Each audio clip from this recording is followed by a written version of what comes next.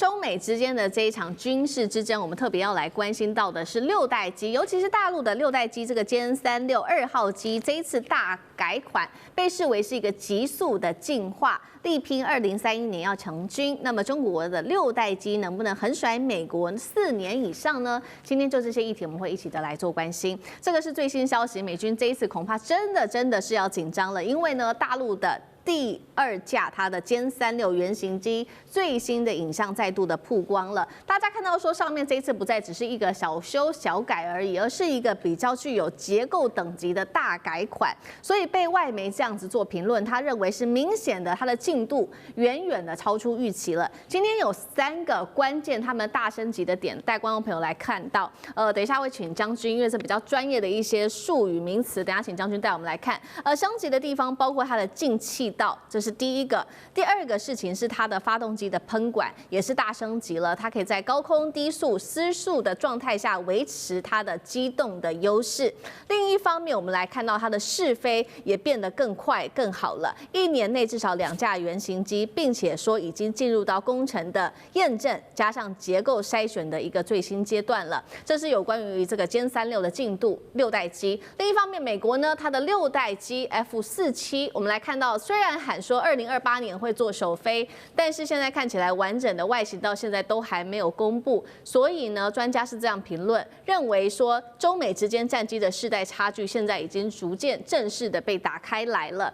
歼36第2架原型机外形确实是跟第1架还是差很大的，所以我们会认为解读会不会像是过去歼35那样走1机2型？那么量产前后的整体调整跟未来的战力，将军怎么评估？我认为它是有一些改版，它第1架出来的时候经过试飞验证，它可能在气动力这一方面，还有推力这些方面呢，是有一些问题，然后来做调整。所以你看它的发动机的喷口，它已经让它凸出来，为什么？让它的推力，让它喷出来的气流更顺畅，那更有推力，更产生推力。所以这个时候，它把这个后面的发动机变成绞型发动机，让它推出来一点点。它是这个样，然后进气道呢？进气道它让气流能够平顺呢，它把它做了一个设计的更流线，让它进气的时候更能够吸更多的气，然后进入燃烧室，然后燃烧喷出去。所以它这个在推力优化，它做了这个。我们讲到它推力这方面跟飞机的航程还有最大的速度是有关的。第2个，我们来看，因为歼36啊，它没有垂直岸地面。我们看了美国 F-22，美国的 F-35。都有，中国大陆的歼20也有，中国大陆的歼35也有，但是歼36没有。你看它是没有垂直岸地面，没有垂直岸地面在空中会飞行的时候会有偏侧滑的现象。那侧滑的现象呢，我们有一个 damper， 那个叫做辅助器，会帮你做校正。它那个电脑换算非常的快哦，大概每1秒钟就大概换算100万次，给你做调整。它的动哦，让你看不出来，但是问题让飞机能够平顺。但是问题是可能。它在试飞阶段可能有偏侧的现象，那有偏侧现象怎么办？把这个我们讲了，它的垂直岸地面放在2个翼尖，左翼尖跟右翼尖，你看它凸出来了，是它让它不会有在高速状况下不会有偏侧现象。你看那个飞机里面那个针球仪哦，它不会摆动，不然飞机的话就是很稳定，这样稳定。因为摆动的状况之下，因为电脑换算还是有毫秒、微秒的时差，还是会偏侧。那经过这个在翼尖的这个垂直岸地面的辅助器质稳定了，因为它把它抓准了，那又没有垂直岸地面，又有这个垂直岸地面的功能，我认为这是它加大的设计，是这样。那最后一个，我认为它的是让它的这个整个的机型哈，尤其是机翼把它优化，优化变成气动力最佳化。所以我们来看这个歼36，它将来的如果要生产量产的话，它经过这2次。这第2架也是原型机，原型机一定做测试，不是量产机，量产机还没开始。那量产机完毕之后啊，才开始要训练，才能够完成 IOC 初级作战阶段。初级阶段的时候，经过种子教官培训出来更多的飞行员之后，才能变成达到 FOC， 变成全作战阶段。这个就表示这个成军了，可以列入作战序列了。所以它这有这个等次。那现在的只进入这个第2架的。我们讲的测试的原型机，量产机还没有开始，所以中国大陆它是稳扎稳打，它不要冒进，它有稳当。那我认为歼36这个大量推出来之后，可能就要关掉歼11B，它就不生产了。歼11，那你要关掉个生产线了，歼11B它不生产了，因为歼10C还要外销，但是歼11B它可能就不要。那来把这些所有的生产线来做歼36，所以这第6的战机可能在2、3年后就会形成作战的能力。好，2、3年后形成作战的能力。那我们来做假设，一旦真的成军，接下来对于第一岛链的冲击到底有多大？请教杨老师。那另外就是也跟美国来做一个相比，因为现在外媒也推估美国的6代机落后大陆3到4年。2个问题，老师怎么看？美国人自己推测，2028年6代机可以这个成型量产。现在看起来是倒过来，是中国大陆的2款6代机，说不定在28年能够量产。美国到目前为止，它的6代机还真的连楼梯响都还没有听见。我们看到原先的设计图推动了一阵子之后，又打掉重来。不过，川普还是坚持要做 F-47，因为他是第47任总统。可是两边的6代机的相比较，我觉得这还要时间去验证。那但是呢，美国的6代机很显然到目前为止，它没有跟别的国家的合作，所以到后来它如果要出售，或者是跟别的国家的合作，看起来不是这个方向。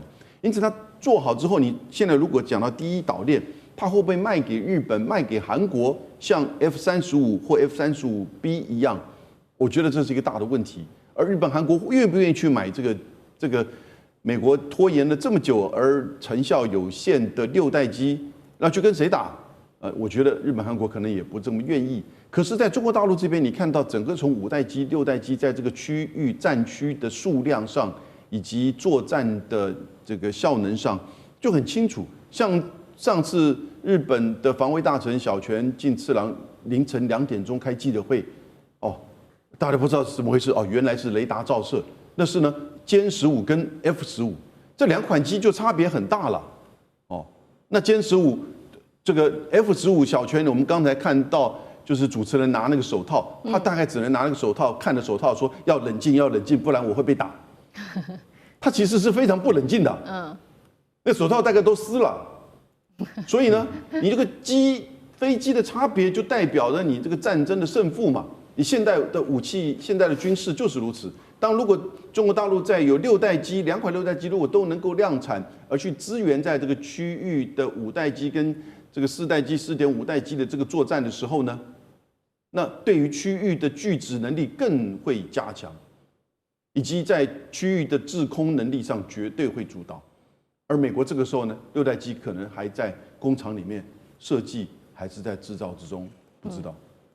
好，另外一方面，我们也持续来看到这个，我们刚刚比的是战机嘛，那我们现在也不只是比说这个战机的性能跟它的设计，也来比整体的这个工业体系。今天关心的2个公司，第一个是沈飞，第二个是成飞也动起来。沈飞，我们先来看到最新消息，2022年他们打造的这个航天城的部分之外，2024年他们更是正式的进军在低空经济。那成飞呢？成飞则是一天征地200多亩，说要打造空天装配基地，做战机也要做衔接航天、货运航天飞机的浩龙计划。汉庭怎么看接下来对于歼36多大的这个研发跟量产的优势？美军还在画大饼，中国已经试新机，6代战机谁争锋？东方巨龙已腾云。那到底大陆强不强？我们要听美国人怎么讲。好，那当然了，美方他可能会刻意的放大来凸显美国自己要更加的努力。美国空军作战司令部前司令马克·凯利将军，还有空军部长弗兰克·肯德尔多次在听证会和内部报告当中都说，美军现在落后中国大陆，而且有3个扎心的现象。第一呢是进度恐慌，因为大陆已经先做出来了，我们的还在研究阶段。大陆在第6代的战机研发上按部就班，甚至在某些子系统的迭代超过了美国。所以美军内部报告警告，如果呢下一代的航空权项目再因为经费而延迟，2030年天空的主人就姓钟而不姓美了。而第2个是成本的恐慌，因为在美军制造这第6代战机单价就要3亿美元，哇，这是在打造黄金吧？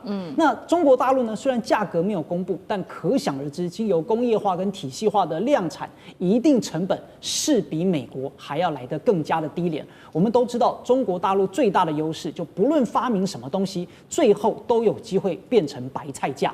那再来第3个是技术迷航。就当美国还在搞优化，中国大陆已经在搞重构了。美国的空军参谋他说要暂时暂停，并且重新评估 NGAD 次世代制空权的项目。为什么？因为他们发现本来美国自己研究啊，他们想象的6代机长什么样，结果发现呢，中国大陆想的六代机，而且呢发明出来的东西比他们想的更好。这个表示大陆在6代机的制定标准上抢占了话语权。而且呢，提到了陈飞跟沈飞的大动作，这才是让美国人更害怕的地方，代表中国大陆军工已经进入了完整的体系化跟集群化的战斗模式。首先，空天一体，陈飞呢要搞航天城，不仅是做战机啊，连货运太空梭、浩龙都一起做。这表示未来的歼36可能不止在平流层飞，它随时可以跟外太空的卫星、轨道器进行降维连线。甚至呢，产能我们说几百亩地砸下去，这个不是为了种菜，这是为了要自动化的装配线。所以美国现在造一架飞机，感觉像是在绣花，慢工出细活啊，因为它确实慢。但是中国大陆未来造飞机，就很可能呢是在印钞票，一旦成型，就是铺天盖地的数量优势。所以大饼画得再圆，也飞不上蓝天 ；PPT 做得再美，也挡不住歼36的闪电。好，谢谢汉庭。那我们休息一下，马上回来。地缘政治、美中之争、战略价值。